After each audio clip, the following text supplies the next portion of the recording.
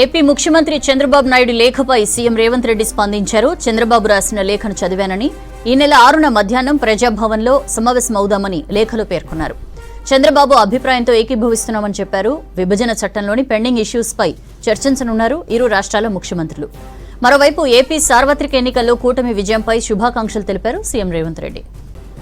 AP ముఖ్యమంత్రి Chandrababu Naidu లేఖపై CM Revanth Reddy స్పందించారు. చంద్రబాబు రాసిన లేఖను చదివానని, ఈ నెల 6న మధ్యాహ్నం ప్రజాభవన్లో సమావేశమవుదామని లేఖలో పేర్కొన్నారు.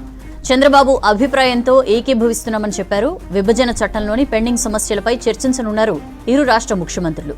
మరోవైపు ఏపీ సార్వత్రిక ఎన్నికల్లో కూటమి విజయంపై శుభాకాంక్షలు తెలిపారు సీఎం రేవంత్ రెడ్డి.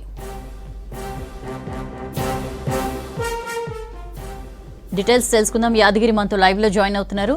యాదగిరి, 10 సంవత్సరాలైనా ఇంకా విభజన సమస్యలు చాలా ఎక్కడవక్కడే ఉండిపోయిన పరిస్థితి. ఇప్పుడు 2 రాష్ట్రాల ముఖ్యమంత్రులు 6వ తారీఖున భేటీ కాబోతున్నారు. ఎట్లా ఉండబోతోంది? ఒక విధంగా చెప్పాలంటే ఇది మంచి పరిణామం అనేది చెప్పొచ్చు. ఎందుకంటే రాష్ట్ర విభజన అయ్యి 10 సంవత్సరాలు అవుతుంది. మొన్న జూన్ 2తోని 10 సంవత్సరాలు పూర్తయింది. ఇక ఉమ్మడి రాజధానిగా ఉన్నటువంటి హైదరాబాద్ కూడా ఈ 10 సంవత్సరాల తర్వాత ఇక తెలంగాణకే ఉంటుంది. సో ఇట్లా దీంతో పాటు తెలంగాణలో ఈ ఏపీకి సంబంధించినటువంటి బిల్డింగ్స్ కూడా చాలా ఉన్నాయి. తర్వాత ఆస్తులు, అప్పులు, తర్వాత నీటి వాటా కూడా తేల్చుకోవాల్సి ఉన్నది. సో ఇట్లాంటి అంశాలన్నీ కూడా పెండింగ్లో ఉన్నాయి.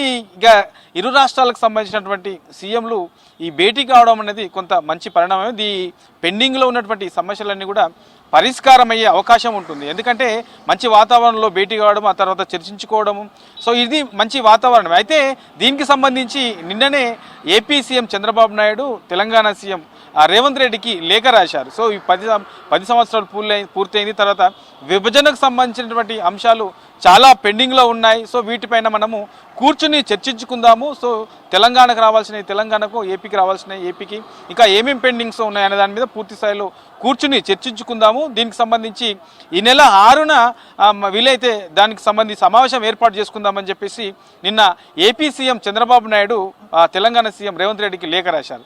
దాని మీద స్పందించినటువంటి సీఎం రేవంత్ రెడ్డి ఇవాళ దానికి రిప్లై ఇచ్చారు. సో మీరు చెప్పింది మంచి పరిణామమే, కూర్చొని చర్చించుకుందాము అని చెప్పేసి ఏదైతే 6వ తారీఖు చెప్పారో అదే రోజున, అంటే శనివారం వస్తుంది, మధ్యాహ్నం హైదరాబాద్లోని ప్రజాభవన్లో సమావేశం నిర్వహించి ఆ సమావేశంలో ఈ ఉమ్మడి విభజనకు సంబంధించినటువంటి విభజన అంశాలకు సంబంధించి పెండింగ్లో ఏమేమి ఉన్నాయో దాని మీద పూర్తి స్థాయిలో చర్చించుకుందామని చెప్పేసి సీఎం రేవంత్ రెడ్డి దీని మీద ఇవాళ కొద్దిసేపటి క్రితమే దీనికి క్లారిటీ ఇచ్చారు. ఇక ఇప్పటికే దీని మీద ఇవాళ సెక్రటరియట్లో సీఎం రేవంత్ రెడ్డికి ఖమ్మం నుంచి మంత్రి తుమ్మల నాగేశ్వరరావు, అక్కడ ఉన్నటువంటి గ్రామాలు, కొన్ని ముంపు గ్రామాలు ఉన్నాయి, అవి ఆ ఖమ్మము పట్టణంలో ఏదైతే టెంపుల్ ఉందో భద్రాచలంలో, అక్కడ టెంపుల్కి సంబంధించి యువతల ఏపీ తెలంగాణకు ఉన్నది, దాని అవతలనే అది ఏపీకి వర్తిస్తుంది. దానివల్ల కొన్ని గ్రామాలలో కొన్ని ఇబ్బందులు తలెత్తుతున్నాయి. సో అలాంటి గ్రామాలను తెలంగాణలో కలపాలని చెప్పేసి సీఎం రేవంత్ రెడ్డికి తుమ్మల ఇవాళ ఒక లేఖ కూడా ఇచ్చారు. ఇక దీంతో పాటు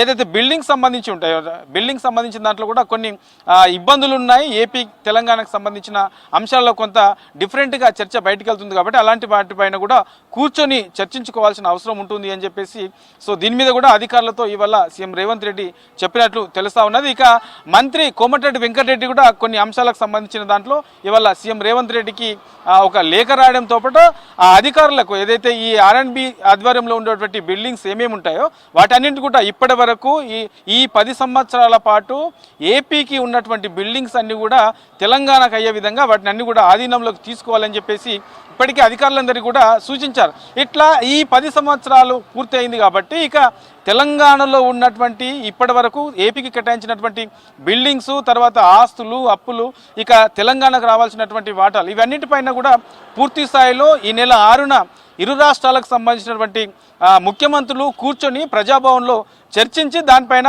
ఒక స్పష్టత తీసుకునే అవకాశం ఉంటుంది. ఇక 10 సంవత్సరాల పాటు పెండింగ్లో ఉన్న అంశాలపైన కూడా ఒక క్లారిటీ వచ్చే అవకాశం ఉంటుంది. సౌజన్య.